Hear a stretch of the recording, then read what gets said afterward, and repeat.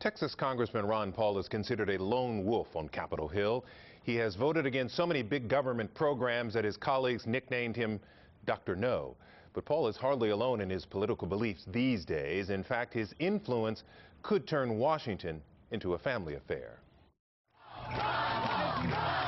Ron Paul, a mild-mannered grandfather from Lake Jackson, has been in Congress for 22 years. But he doesn't have kind words for politicians.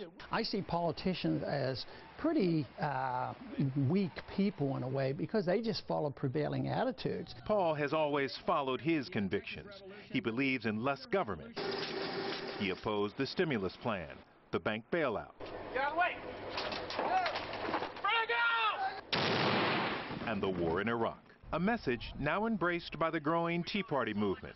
Suddenly, the man on the outside looking in is in vogue. Time magazine called him the godfather of the Tea Party. I guess what they're implying is that, did we get this thing started? We might not have control of it and we might not own it, but maybe we helped start it. What I say to Washington is, watch out, here we come. Now, the congressman's son has become a darling of the Tea Party.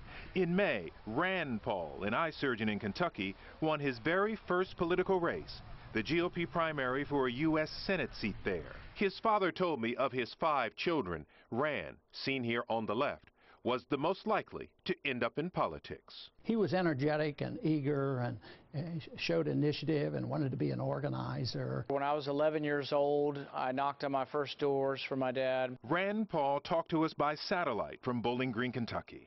When people would come over to the house and we would have a political discussion, even as a child, I was very comfortable in the conversation of the adults, and I guess for a while I listened, but then after a while I wanted to participate in the conversation. But for years, he was content to be a political organizer, not a candidate, until now. And now he is one step away from the U.S. Senate, but not without scrutiny.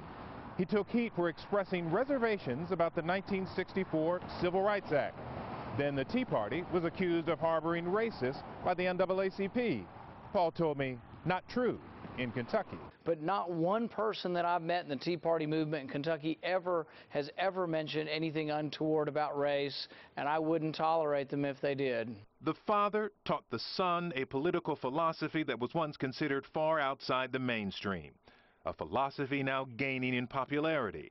So much so, Congressman Paul could end up with a son and an ally on Capitol Hill.